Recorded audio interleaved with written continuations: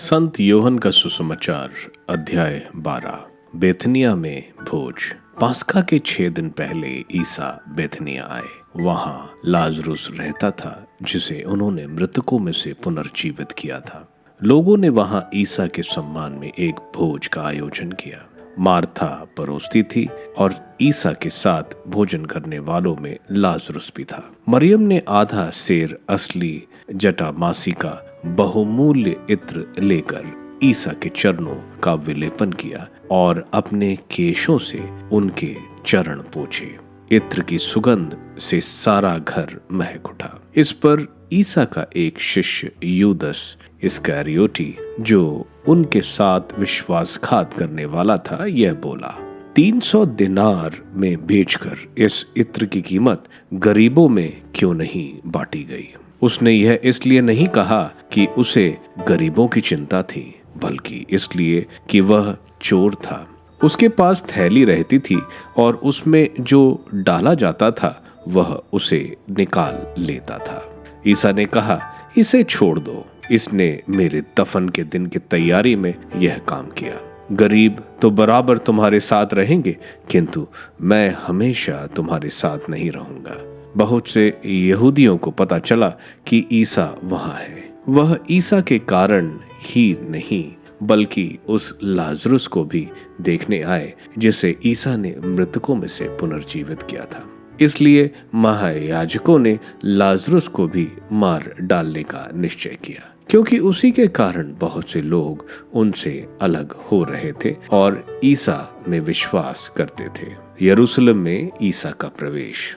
दूसरे दिन पर्व के लिए आए हुए विशाल जनसमूह को पता चला कि ईसा यरूशलेम आ रहे हैं। इसलिए वे लोग खजूर की डालियां लिए उनकी आगवानी करने निकले और यह नारा लगाते रहे, होसन्ना, धन्य है वे जो प्रभु के नाम पर आते हैं, धन्य है इज़राइल के राजा। ईसा को गद्दी का बछड़ा मिला और वह उस पर सवार हो गए, जैसा कि धर्म ग्रंथ में लिखा है, सिय्योन की पुत्री नहीं डरना, तेरे राजा गद्दी के बछड़े पर सवार होकर तेरे पास आ रहा है। ईसा के शिष्य पहले ये नहीं समझते थे, किंतु ईसा के महिमान्वित हो जाने के बाद उन्हें याद आया कि यह उनके विषय में लिखा हुआ था और लोगों ने उनके साथ ऐसा ही किया था।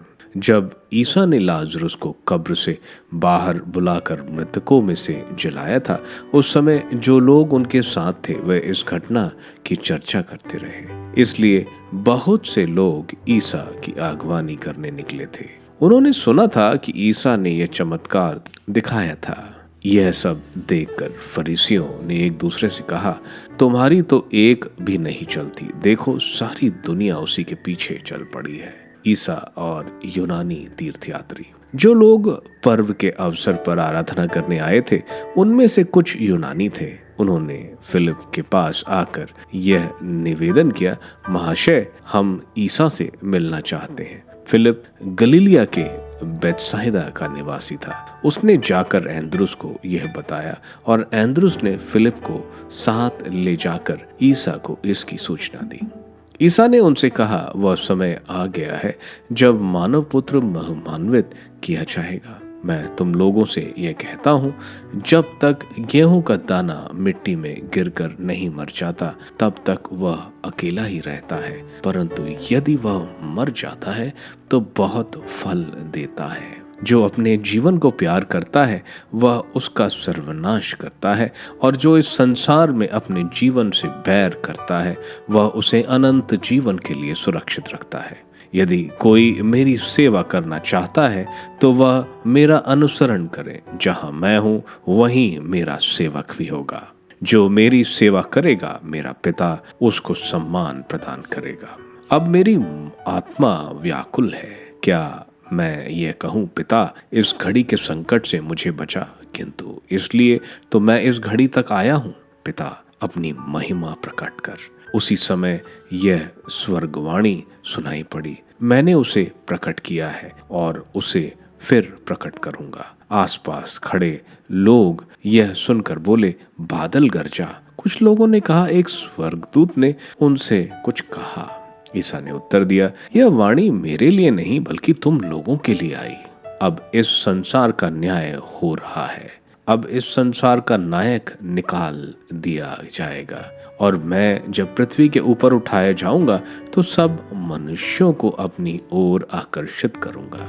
इन शब्दों के द्वारा उन्होंने संकेत किया कि उनकी मृत्यु किस प्रकार की होगी। लोगों ने उन्हें उत्तर दिया, संहिता हमें यह शिक्षा देती है कि मसीह सदा रहेंगे। फिर आप ये कहते हैं कि मानव पुत्र को ऊपर उठाया जाना है।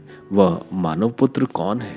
इस पर ईसा ने उनसे कहा, अब थोड़े ही समय तक ज्योति तुम्हारे बीच रहेगी। जब तक ज्योति तुम्हारे पास है आगे बढ़ते रहो, कहीं ऐसा ना हो कि अंधकार तुमको घेर ले। जो अंधकार में चलता है वह नहीं जानता कि वह कहाँ जा रहा है। जब तक ज्योति तुम्हारे पास है ज्योति में विश्वास करो, जिससे तुम ज्योति की संतति बन जाओ। ईसा यह कहकर चले गए और उनकी आंखों से ओझल हो गए।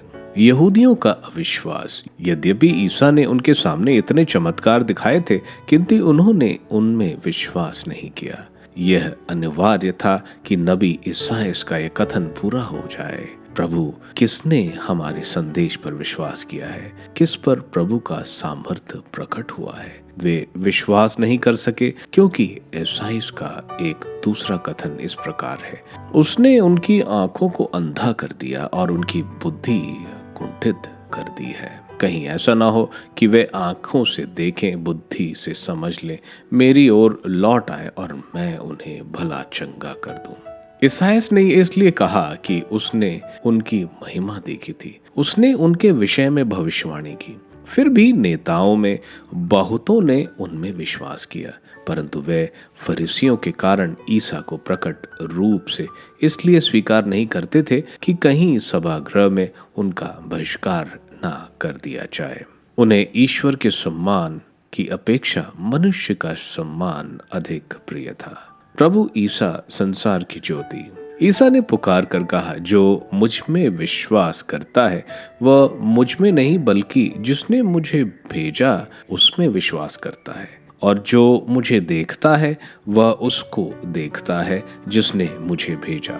मैं ज्योति बनकर संसार में आया हूँ, जिससे जो मुझ में विश्वास करता है वह अंधकार में नहीं रहे। यदि कोई मेरी शिक्षा सुनकर उस पर नहीं चलता तो मैं उसे दोषी नहीं ठहराता हूँ, क्योंकि मैं संसार को दोषी ठहराने नहीं, संसार का उद्धार करने आया हूँ। जो मेरा तिरस्कार करता है और मेरी शिक्षा ग्रहण करने से इनकार करता है वह अवश्य ही दोषी ठहराया जाएगा। जो शिक्षा मैंने दी है वही उसे अंतिम दिन दोषी ठहरा देगी। मैंने अपनी ओर से कुछ नहीं कहा, पिता ने जिसे मुझे भेजा आदेश दिया है कि मुझे क्या कहना और क्या बोलना है। मैं जानता हूँ कि उसका आदेश अनंत जीवन है, इसलिए मैं जो कुछ कहता हूँ उसे वैसा ही कहता हूँ जैसे पिता ने मुझसे कहा है।